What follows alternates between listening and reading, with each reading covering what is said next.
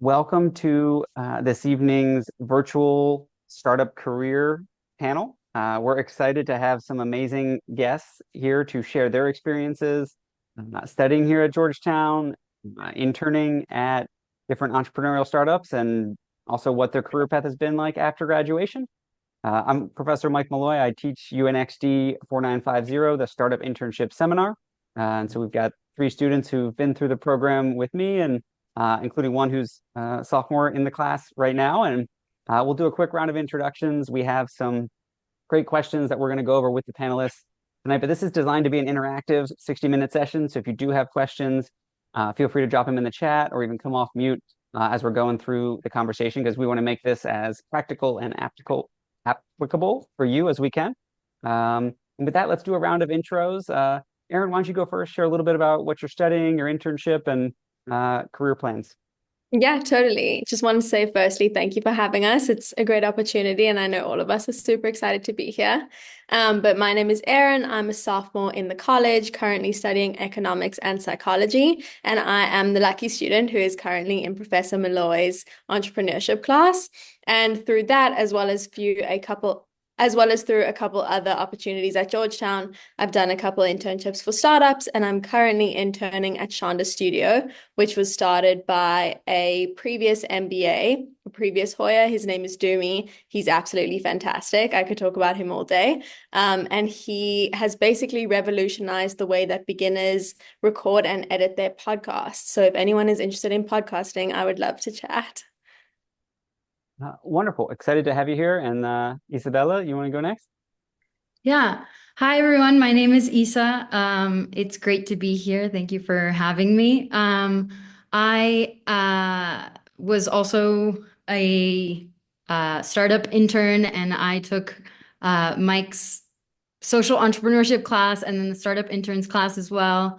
And that actually kind of led me to what I do now. I'm a project manager at New Ventures, which is a kind of like VC firm in Mexico City.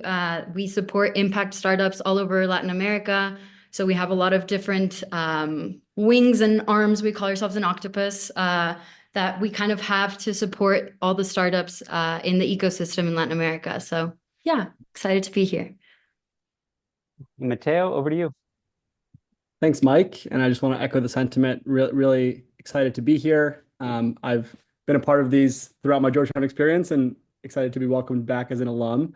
I was actually class of 22 at Georgetown. I was in the MSB. I studied finance and marketing from New York City.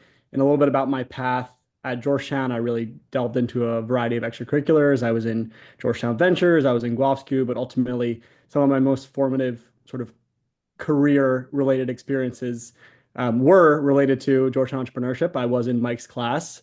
And I also, was a startup intern and did a variety of programs through Georgetown Entrepreneurship, including the Venture Fellows program. So with working with startups in a variety of sort of roles, I actually ended up working on the investing side out of college. I worked for a growth equity fund named Volition Capital, which was based in Boston. So it's really Series A, Series B stage investing. So kind of like venture capital slash growth equity slash private equity. It was an awesome experience. I was there for 2.5 years, and I actually just recently moved back to New York City, where I've taken on a role as chief of staff for a portfolio company of Volition's called Screenverse, which is an advertising technology business. So excited to share a little bit more about my experience, and thank you guys all for being here. Wonderful. And would love to open up with the first question. We can kind of popcorn around across the panelists. I'm curious, why did you decide to follow the career path you're currently on? And Mateo, I think is the furthest out, class of 22.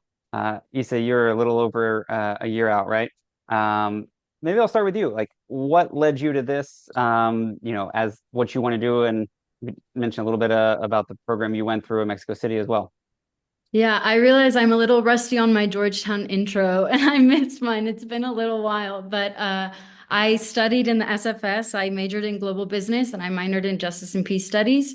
And I kind of came to Georgetown, like I think a lot of people, thinking that I wanted to do politics and that was kind of the path that I was going to take in order to make a positive impact in the world. And it was Professor Malloy's social entrepreneurship class that kind of opened my eyes to the other possibilities of making an impact in a different sector that isn't politics. So after taking that class, I kind of decided that I wasn't going to do what all the other SFS students do and major in international politics. And it led me to global business. And then I was kind of missing the impact side and the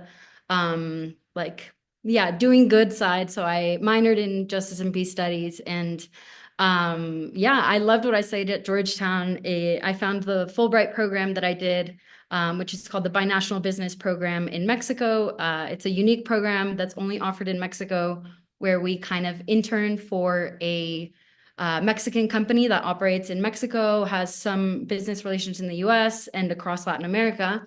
And I ended up at New Ventures. I had all this experience that I'd had with Professor Malloy, and I interviewed with New Ventures. They really liked my background. I really liked their company, and it just was such a good fit that after the program, I kind of decided to stay. So I am working there full time now. Just kind of supporting all the impact startups in Latin America. Love it. Who would like to go next and kind of share your why about the career path that you're on? I can go, Mike. I think I've been lucky enough to actually be able to clearly segment my sort of steps along my career path. I would say at Georgetown, through the extracurriculars, through Mike's class and a variety of other programs, I was really exposed to a lot of awesome entrepreneurs. And I think I caught that entrepreneurship bug where I was really invigorated by working alongside them and seeing them sort of chase these ambitious goals.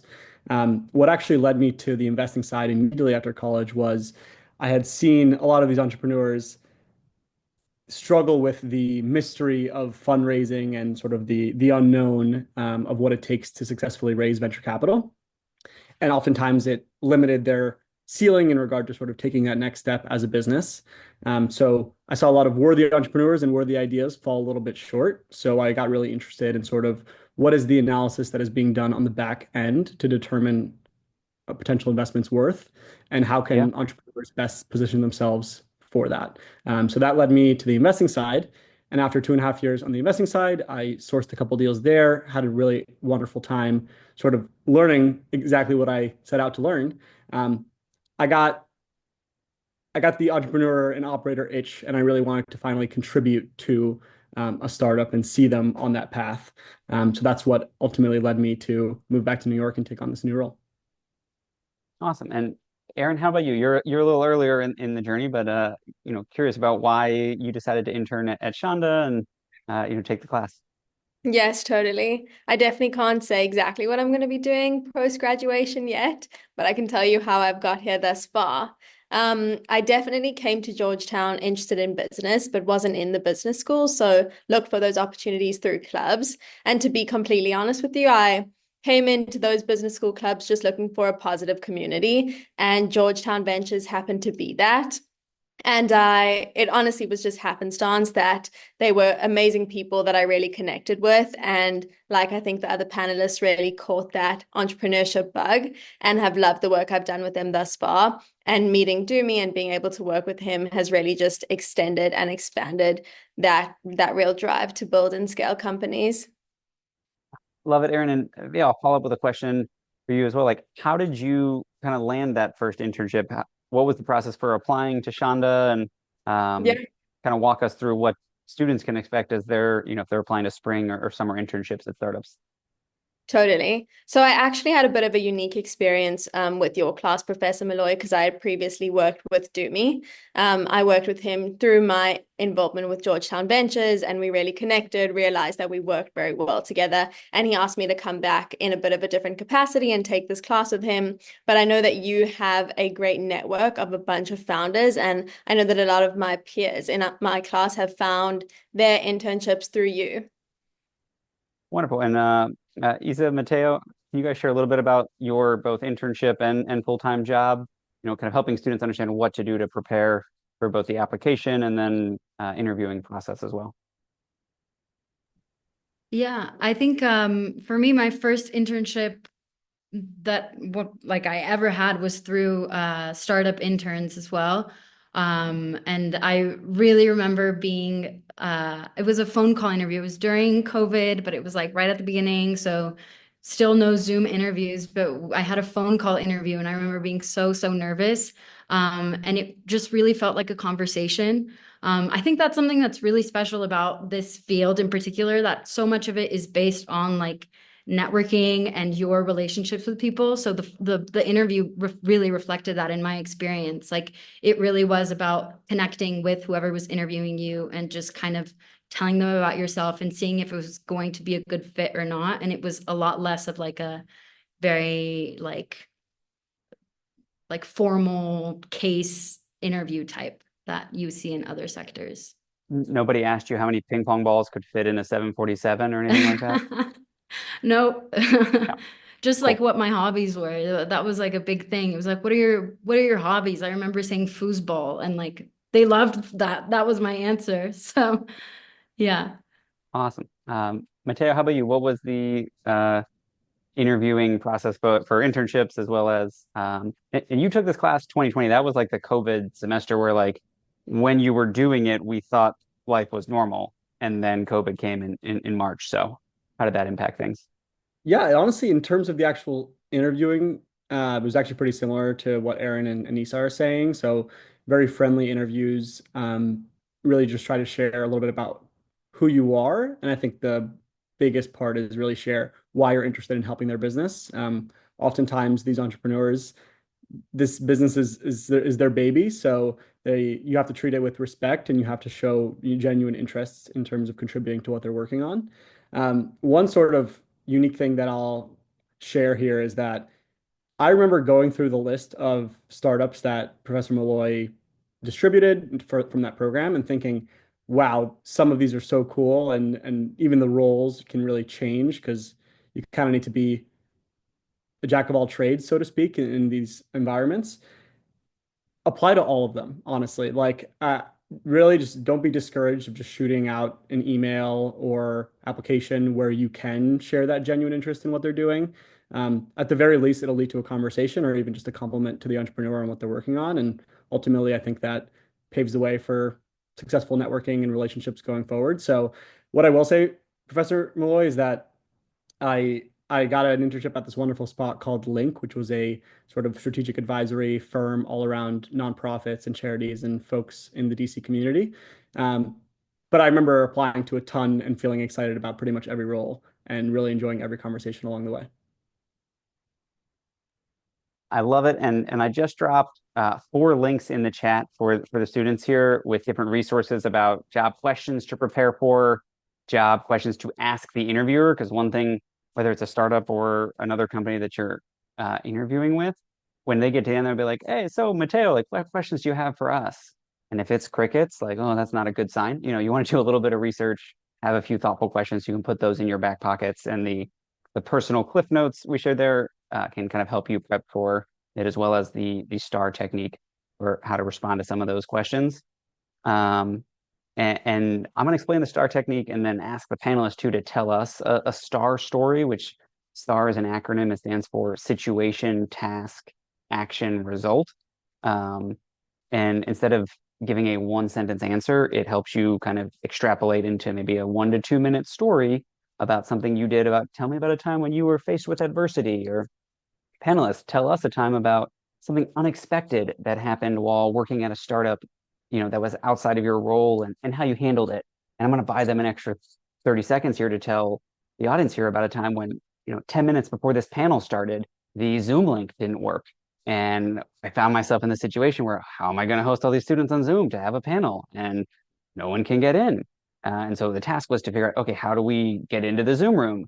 And I immediately called Aveline, and then I called Ben, and Ben was able to triage it and speedily update the Zoom link with his own Zoom that worked, and we stayed on the phone to make sure that I was able to access it. And I wasn't, because he had closed the Zoom after he opened it. So we got him to reopen it, and we're finally able to not only get myself in the panelists, but all of the attendees here today, which meant we could have a great panel.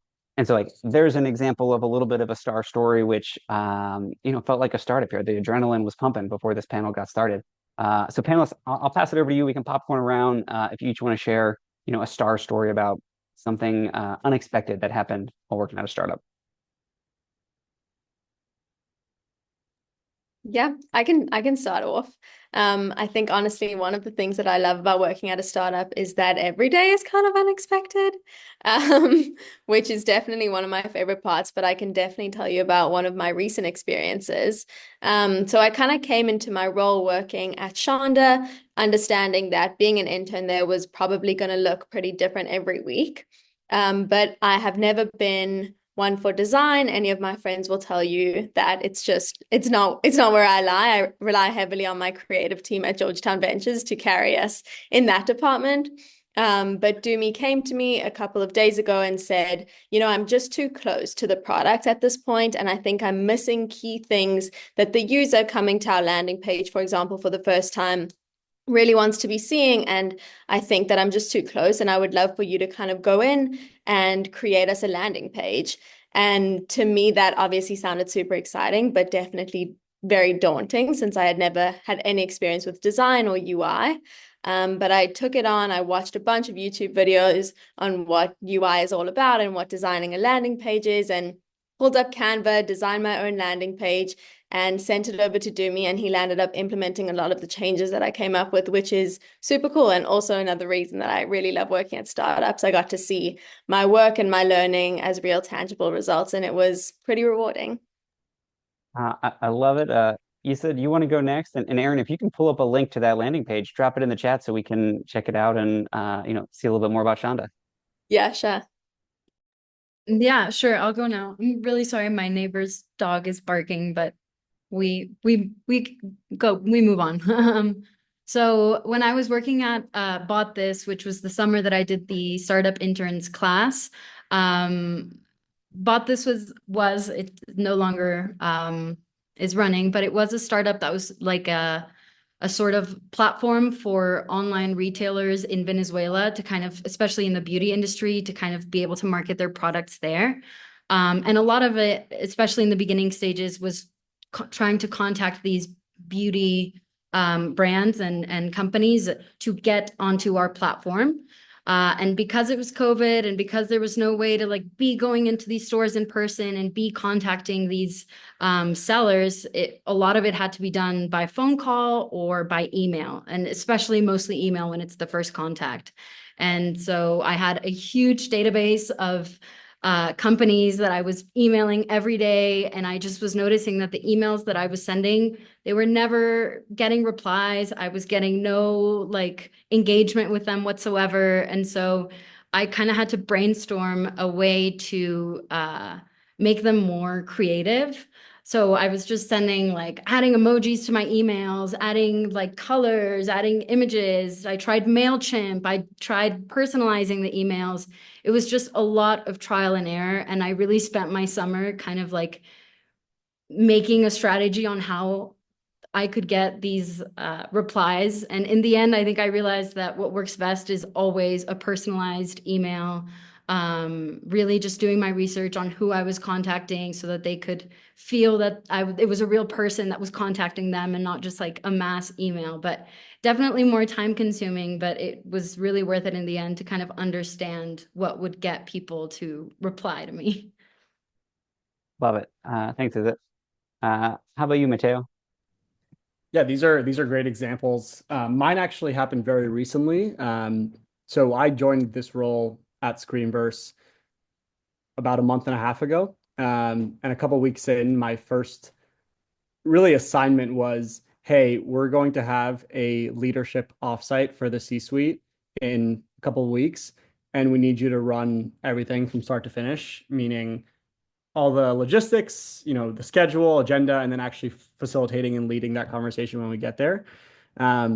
So big challenge, didn't really know how to approach it. And the first thing that I did was just try to do some sort of information gathering. I tried to get as much detail on last year's strategic annual meeting, which was very limited. So then I started to have personal one-on-one conversations with everyone else in the C-suite just to learn a little bit more about what past ones have looked like, but also what they're hoping to get out of this one.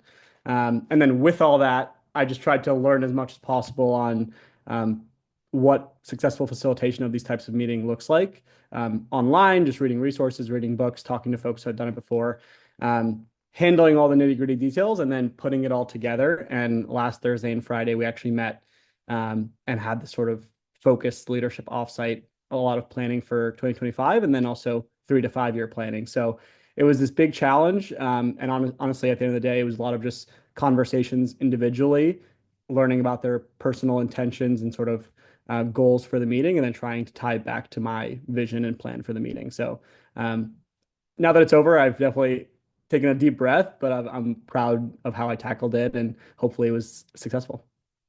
I love it. Congrats. And I know we talked before when you were on the other side of it, so I'm glad you made it through successfully. President And Malloy was one of the people that I picked his brain on in terms of facilitating this meeting. Yes. yeah, absolutely. And that's one of the things I love about teaching this startup internship seminar course is that it's not like other classes, and I'm really not like other professors as well, where like I'm more signing up to support you throughout the whole arc of your career. And every month I have a handful of students from the past 5+ years who say, "Hey, personally, can we just hop on a Zoom? I need to chat about this thing. Like, I think I've got a meeting this Friday with Angelique, who was the RA in the LLC, the Living Learning Community for freshmen, and has been at one place for a couple of years, is getting ready to kind of figure out what's next. And I'm happy to be a resource and hopefully share some advice, some perspectives on how to think about it. And the next question I have for the panelists, and Mateo, I'll start with you, is what's the worst career advice that you've gotten? So obviously it didn't come from me, it came from somebody else. But what's one of the like worst pieces of advice that you're like, I don't want to follow that, or I did and I don't anymore, that you could caution students against? Yeah, absolutely. I think hopefully this is very relevant for folks who are in their sort of honestly junior to senior year, but even earlier. There's this big notion that your first job out of college is going to sort of set the path for the rest of your career. And ultimately, if you don't get that sort of prized internship or that prized first role, then you're kind of screwed. And you start to compare yourself against others in your class, or or in Georgetown, obviously so many high achievers. Um, Ultimately, what I will say is that's not an excuse to not try and sort of reach for a really cool role immediately out of college, but it definitely does not set the stage for the rest of your career. When I entered investing, I thought that there was a chance that I was going to stay in investing for a while, and who knows in the future if that is sort of what the future holds for me in terms of a future investing role. But just getting to that first role, learning as much as you can, and then being open-minded to whatever's next, especially when it comes to startups, is probably some good advice I'll sort of give. So oppositely, the worst career advice is I think a lot of people are just like, oh, make sure you really focus on getting that first job out of college and that'll sort of set the foundation. It's not true. For sure. And I will riff on that too, to say like my first job out of undergrad was working at Deloitte Consulting. And I went from there to running a sunglass company for 5 years, and then running an incubator and doing all this entrepreneur stuff that had nothing to do with Deloitte. So, and my whole shtick now is to encourage all of you to not go to Deloitte and to make this left into startup land, and entrepreneurship. So, Isa, how about you? What's one of the worst pieces of career advice you've gotten? I think the worst career advice I've gotten, and this is just also like given out as life advice a lot of times, it's like the phrase, jack of all trades, master of none. I think that's just, it's not good advice, especially in this field. I think there's always room to learn more things and try out new things. And like Mateo said, switch if that's what you see fit. Like you don't have to just focus on one thing. It actually, I think, especially in the startup world, makes you a stronger applicant or employee or entrepreneur if you know a lot of things and not just a lot about one specific thing. I think that's great advice. And part of the fun of startup land is you're not just going to be like a super deep, I only do this one like very specific type of thing all day, every day. It's like, Aaron, I think you mentioned like every week was completely different at Shonda, and you knew that. And that's like what's exciting here. Aaron, how about you? What was one of the worst pieces of career advice you've gotten? And then we'll flip it on the other side. What was one of the best pieces of advice you've gotten thus far? Yeah, totally. I think I'm at a great stage currently chatting to a lot of Georgetown alum and trying to figure out my career by learning from them. And luckily, many Hoyas have lots of great advice. So I had to kind of dig deep on this question. But I think at Georgetown, there's definitely a lot of emphasis on doing everything and doing kind of similar to what Issa was saying, but doing a lot and making sure that you're involved in every aspect of Georgetown. And on the flip side of that, some great advice that I got recently was definitely quality over quantity. Find what you're really interested in and be really involved in that instead of having one foot in everything. I think that really shows passion, it shows excitement, and it shows drive to really learn a lot about what you're interested in. I love it. And Issa, I'll bump it back to you. Like, what's one of the best pieces of advice you've gotten? Um, and parlay in there kind of like what has been one of the most valuable lessons you've learned from your startup work experience across the few roles that you've had? I think some of the best advice that I've gotten, and this is advice that I know it's good because I get it everywhere I go, it's really to build and rely on your network. I think a lot of times, like I remember, especially at first, I was always kind of worried to ask for help or reach out and ask for advice. And then someone told me one day, like, flip it. If someone comes to you and is asking you for advice, would you ever think less of a person or think, oh, they're bothering me or anything like that? And I was like, no, definitely, I would never. I love helping people. And so I think like it just is a really helpful thing to kind of build your network, focus on building your network, learn to rely on your network, when to ask for help, when and where you can also help. And that's also been something super valuable that I've learned. And working in startups, especially, a lot of times the teams are small, like especially in the beginning. The team that you're going to be working Yeah. with is going to be a very small team. And even within your team, you have to learn to ask for help. You have to learn to rely on your network. If you can ask someone that you know knows better than you to help you out with something, to give you advice on something, like it's always good to ask. Absolutely. And like, spoiler alert for the students here, like the learning doesn't end when you graduate. If you do it right, you have a growth mindset and you're learning for literally the rest of your life. You just don't sit in a classroom and have people lecture to you at a chalkboard and give you tests. You need to, I think, as the panelists have mentioned, like proactively reach out to people in your network for advice and continue to grow. Like, you know, I'm 38. I'm still in group coaching programs with people coaching me how to be a better entrepreneur. I was in one yesterday with Jesse Itzler, who is Sarah Blakely's husband, the founder of Spanx. And one of the pieces of advice he said, whatever you're trying to get good at, ask everybody you know who already has done that thing, what is like the number one thing they wish they did differently or the best thing they did. And he's got 4 kids and they haven't gone to college yet. So he's like, anybody who has kids in college, I'm always asking like, hey, what do you wish you did with your kids before college? For me, like building financial models and cash flow statements for my business right now. So like talking to people who already have those and use them, like, hey, what do you wish you did differently? Like, and how do you use these to most effectively run your business? So just thinking about the skills you want to learn and level up, both this stage and throughout forever for the rest of your career and even personal life. It's always good to reach out to your network and ask for advice. And um, Mateo, what's been one of the most valuable lessons you've learned throughout your career? It's a great question. I'm gonna use a little bit of a cop out and kind of merge two. First up, I'd say take the risk of joining a startup. I think a lot of folks think of sort of startup world, as you like to say, Professor Malloy, and think there's a lot of risk of things going under and things failing. And while that is true, especially for early stage, sort of pre-seed, seed stage startups, like if you receive venture funding, if you have a driven team, if you're showing signs of product market fit, there's a lot of upside to be captured, especially if you're an early employee there who puts a lot of, blood, sweat, and tears into the work and really contributes in the building of the business. So that's one sort of asterisk, I think, especially when folks are kind of balancing the thought process of do I apply to a startup versus do I apply to Deloitte or do I apply to a more sort of concrete career path?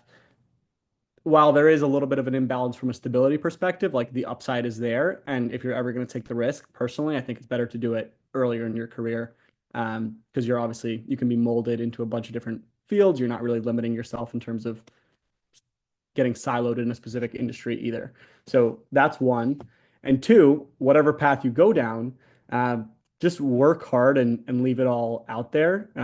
It kind of goes hand in hand with what Aaron and Isa were saying about networking and talking to people. Like if you work hard for anyone and regardless of the environment, they'll tend to look out for you. Like I have bosses and that I left at Volition that I worked really hard for. And even though ultimately I said, I want to pivot into a new industry, I want to take a stab at an operating role because I showed that commitment to them. I put in those hours. They're more than happy to help. And I find that to be, the case often.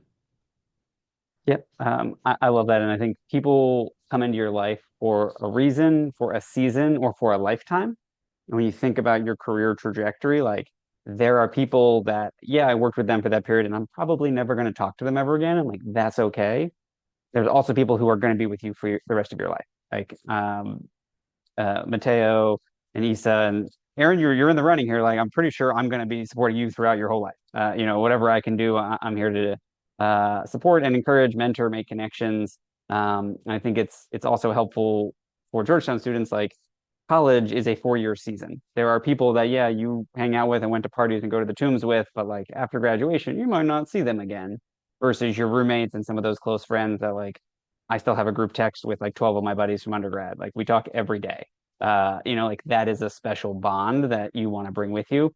Um, and you also never know throughout career paths, like how an old roommate or classmate or friend who works at a company you want to work at can like help put your resume at the top of the stack.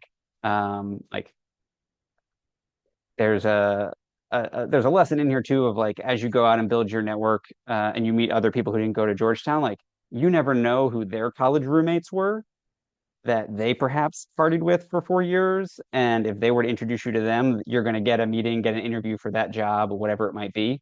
So always look to be genuine and add value and as you build relationships. So panelists, let me ask this, and Isa, maybe we'll start with you.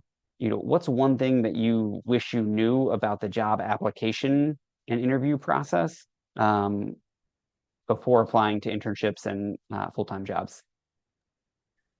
I think that what I wish I knew is, I wish I just had a little bit more confidence in my skills. I think I felt, especially right in the beginning, when I was seeing all of my peers at Georgetown going in, like getting all these like internships at, I don't know, like JP Morgan and all these things, I felt really overwhelmed and I let it get to me. And instead of like focusing on, well, first, that's not the kind of internship that I want anyways, but I wish I'd focused more on why do I not want that kind of internship? What is it about me that it makes me a good fit for somewhere else, like for a different kind of internship, for a different kind of role?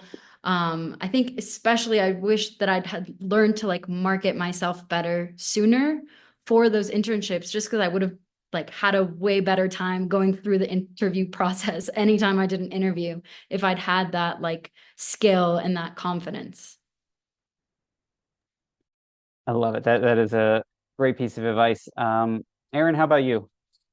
And I know you have a unique, limited maybe experience here with Shonda, but still, I think that perspective is valuable for the sophomores and folks on the call.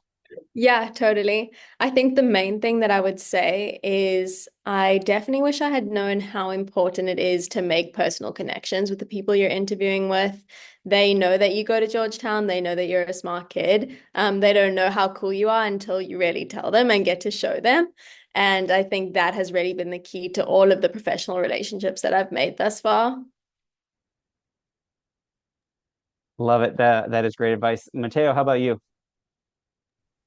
I think persistence is key. Oftentimes it's tough to follow a timeline when you're applying to these types of programs, often because they're less structured in terms of their application processes. So just be diligent in terms of how you're tracking your progress. Like I typically have an Excel of just every company I've applied to, any sort of outstanding steps, things like that.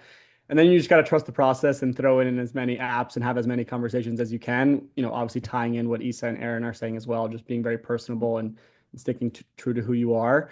Um, Ultimately, I think the reps also interview wise help you shape your story, and obviously tailor it to who you're talking to and what you're trying to have them leave with in terms of who you are and the message you're trying to send. Yeah, so I think just kind of sticking with it, trying to be diligent in your tracking and staying persistent. Awesome. I'd love to open it up for questions and maybe panelists see if you have any questions for each other that you want to ask, as well as for the attendees. If there's any questions you have, please put them in the chat. We're happy to kind of go over them as well. But panelists, any questions you guys have for each other? I can start us off if you want. Yeah. I guess Mateo and Isa, I'm lucky that you both have kind of been through what I'm going through right now, and I'm sure what a lot of the attendees are going through right now. I think there's a lot of pressure at Georgetown to go into one of the very typical career routes, whether that be consulting or banking or one of the others. And I'd love to hear how you kind of challenged that and were able to be okay in that decision while you were still here and watching all your friends, like you said, Isa, get those pretty cool internships at some very big places. I'm happy to tackle this. It's a great question.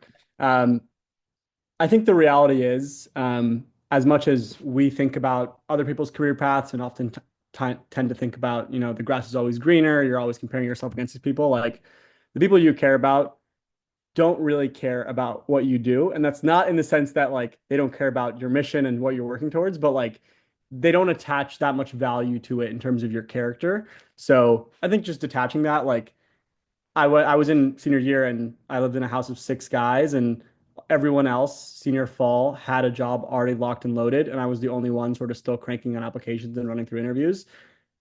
But you just have to take it apart, like separate it from the friendships you're making, and also just similarly, like don't judge people based off the career decisions that they're making. So that's one. And two, I think it just kind of goes hand in hand, but like be open-minded, especially, not being tied to the first role that you land in. I think and like I said, there's a lot of upside in these sort of non-traditional roles that I think don't get as much visibility because they're non-traditional. So those are my 2 cents. Totally. Yeah. Thank you, Mateo.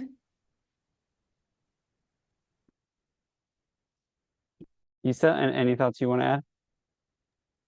Yeah, I think for me, a lot of the payoff of that like doubt or just all of that has happened after. I did the difficult thing like during college, and I did the soul searching of like, what do I want to do? Where do I want to be? And most importantly, what do I not want to do? And so at first, that's a really difficult thing when it means that you're doing something really different than what everyone else is doing. But now I can really tell you that a lot of those, like a lot of my friends, they're switching jobs now, or they feel now that they're completely having to start over because they just did the path. They followed the path that they thought they were supposed to follow. And instead of taking the time to think about, is this really what's for me? And sometimes you do have to follow that path to figure it out, But I think like the payoff now has been that I really, really love my job, and I wake up every day so excited to be here and so lucky that this is what I get to do, and just really excited about what the possibilities are and where it's going to take me, and it's a great feeling, And so now it's like any doubt that I had or anything that I was feeling before, it's totally like canceled out because I feel this way now. Absolutely love that, and it makes me so happy to hear you say that. And I think one piece of advice that I'll share for the students as well is like when your parents or grandparents graduated, they perhaps got one job and worked there for 40 years and climbed the corporate ladder, and that was all they did for work. That is not the society and the workforce that you all are entering into. And I will wholeheartedly give you the advice that every 3 to 5 years, you should radically reevaluate your entire life. The city you live in, the company you work at, the industry, the role, basically everything except a spouse. When you pick a spouse, please stick with that one. But everything else, even your friend groups, your hobbies, like it changes, and that's okay and that's healthy. And I dropped a link there in the chat to a Google Doc on like job variables to consider. And it just highlights that there's so many variables besides just compensation and like how much money are you making that can impact, are you waking up with the joy and exuberance that Isa is, or are you getting paid a bunch of money, but like you're dreading going to work every morning and have to drink 3 cups of coffee just to like get through the day? Like it's a big difference. And when you're young, you can work to learn, and as you get older, you work to earn. And so, sometimes giving up maybe 5 or 10K a year for a much better environment that will help you learn and grow can make a huge difference. I'll also share the fact that people don't quit companies, people quit managers. And so when people want to leave a company or a job, it is usually largely influenced by that direct manager above them relationship. And so that's something that's really important to look for as you look at full-time jobs. It's more so than internships. Like, is this manager somebody I think can nurture me and that I want to be like when I grow up? And if not, then hey, maybe look at a different company. Um, Isa or Mateo, do you have any questions you want to ask the other panelists? Mateo? Yeah, I have one. I'll cater. It's slightly specific to Isa. It's slightly specific to Aaron. But for Isa, I saw that much of your experience since graduating revolved around sort of fostering this ecosystem specifically within LATAM and investing in that ecosystem. Curious if there's anything that inspired you to tackle that problem or how you first got exposed to this world. And then for Aaron, for someone who's getting a lot of exposure to a lot of different startups and problems, like, is there one industry or startup that has particularly caught your eye? Yeah, so for me, I was born in Mexico. I was born in Guadalajara, and I moved when I was 5 years old. So I'd always had the curiosity to kind of come back and work here and see what that's like. But I didn't know how realistic that was. And a lot of times it's kind of like, should I come back? Like, my life is here now. But I'm so glad I did. And I think the moment that I decided to was when I started kind of researching a little bit more about the startup world in Mexico and in Latin America.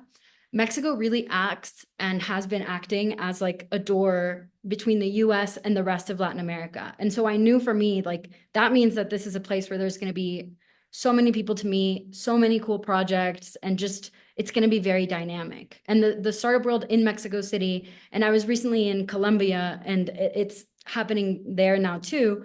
It's just starting. Like, in Mexico, it's been happening a little bit more, but in Colombia, it really is just starting. It's so dynamic. And it means like there's so many opportunities that maybe if you go to like Silicon Valley, like, you're not going to get that because it's already more developed. Whereas here, if you work at a startup, it's you and your boss, and you get to do everything, and you get to learn so much, and you get to kind of have a say right out of college and what your role is going to be, what you can bring to the table, where your company you think it can steer to, where it should grow to. And I think like that's something that I knew a little bit coming in, but it's kind of reaffirmed why I want to stay here and why this is such a great market and place to be. So I highly recommend for anyone that speaks Spanish or anything like that, if anyone is interested in the ecosystem in Latin America, definitely feel free to reach out. And I really recommend it. It's a lot of fun.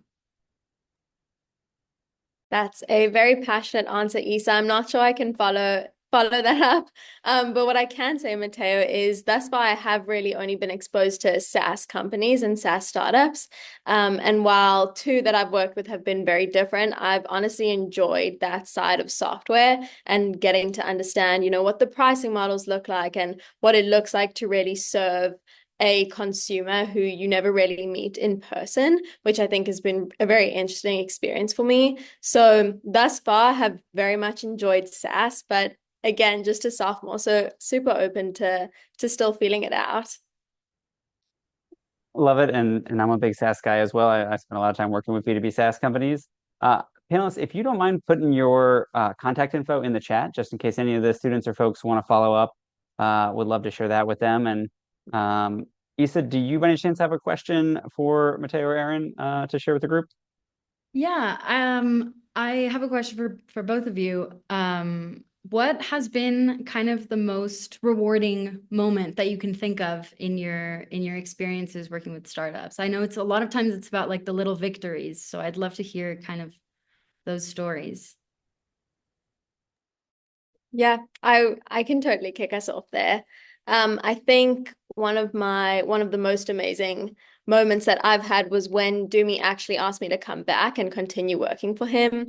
I had anticipated only working with him for a semester, and when he reached out and said, like, you were so valuable to this, and I really think that we could continue this relationship, it felt like not only was I potentially finding the path of my career, but I was also really building a very, very meaningful relationship and doing work that I really enjoyed in the process.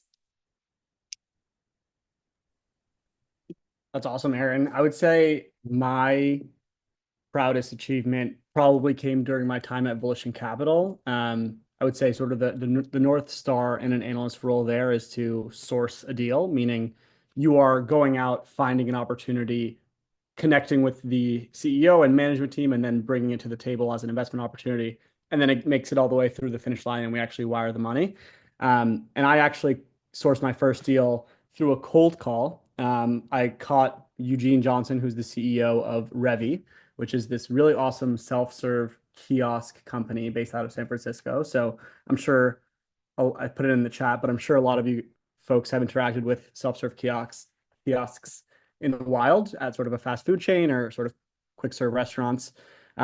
Called him. A cold call turned into a 5-minute conversation that showed us that we had a lot in common. We're actually both from Manhattan. We're both massive Knicks fans. So really just started a conversation as two individuals starting to get to know each other and establishing trust.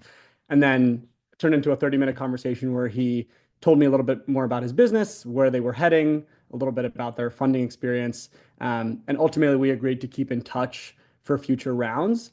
And he actually reached back out to me when they were opening their next roundup and said, really enjoyed our conversation. I'd love for you guys to take a look.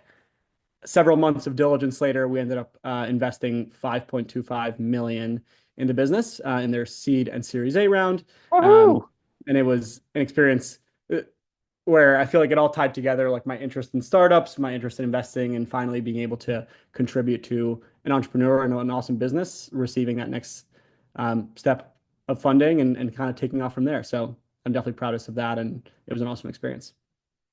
That is awesome. I love it, and it's so cool to, see that role that you can play in shaping the entire trajectory of the business and in a lot of people's lives too. Like $5 million is not, grocery money. There's a lot you can do with that, and kind of changes, how the business can grow and scale. So that's awesome.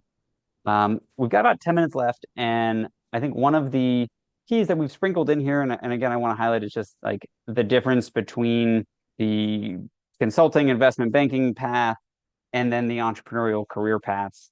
And I'm curious, like, Panos, how would you describe those differences? And there is a little bit of a dare to be different that's necessary if you live with 6 guys and 5 of them have, big job offers by Halloween or something, or November 19th per se, to confidently strut in that other direction.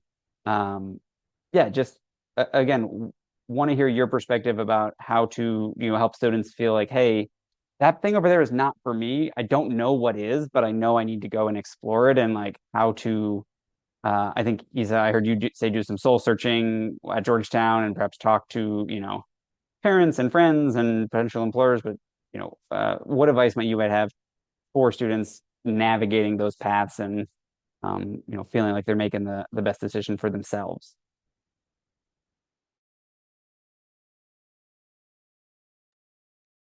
I'm happy to kick it off, Professor Malloy. I would say ultimately make that checklist where you do that reflection on what you're hoping to get out of your first role. Think about the city you want to be in, the type of work you want to do, the type of people you want to surround yourself. And then even like nitty-gritty details, like, do I want an in-person job? Do I want to be remote? Do I want to be traveling? Things like that. And then just interview, get to know the people, and ultimately join a team that you would be motivated by, and an environment where you think you can wake up happy to go to work every morning. And then ultimately, I think I've shared the sentiment before, but don't overthink it. Like, you're not married to your first job.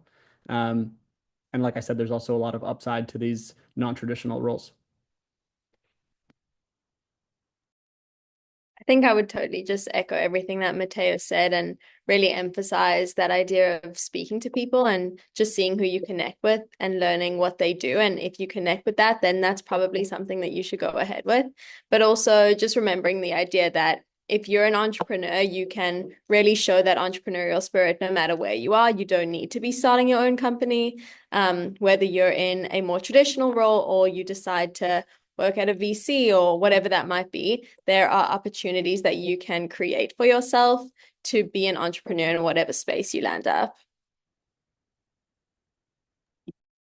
Yeah, I think both of those are really great advice. I think just to add to it, I think the startup world, yeah, it's so broad and so big, and it's really inspiring how many like really creative solutions people come up with to problems you didn't even know existed. And it really is like a really inspiring world. I think every day I learn something new, whether it be from an entrepreneur that's coming through one of our accelerator programs or just someone that I'm meeting at my company. Like, it really is fascinating. And I think it always helps to make it feel like the right choice when you talk to these people that have these really inspiring stories and are coming up with these really creative solutions. It kind of like helps you remember that creativity is so important in the work field, and it's worth like following the creative path. Absolutely love that. And I think developing again that entrepreneurial mindset is such a valuable skill set. Like, I'm not here preaching you all should be the next Mark Zuckerberg in your dorm room or in Berlin building $1 billion business. But you could be the fifth or the 25th or the 100th employee at one of these startups or fast growing companies, and really just be exposed to a whole world of possibility. I'll also highlight that the average millionaire has 7 income streams. So like, don't put all your eggs in one basket. Maybe you got a little side hustle, a little nights and weekends thing you can do along with something else. Whether that's selling stuff on Etsy or farmers market or, building a Notion template that you sell on Gumroad for $19 or something. Like, there are lots of different ways that you can flex that entrepreneurial muscle. And so kind of in closing, panelists, and we'll go, Aaron, I'll put it on you first. Like, what is one final piece of advice or like key takeaway you want to impart on the students that are listening? Yeah, I think I will kind of pick up from where I ended on the last question, and just leave with everyone that if you feel that you have that entrepreneurial spirit somewhere inside of you, make sure to really nurture it. In whatever way that looks like for you, definitely don't forget about it. Make sure to speak to people who you think can nurture it for you and make use of it because it's something super special.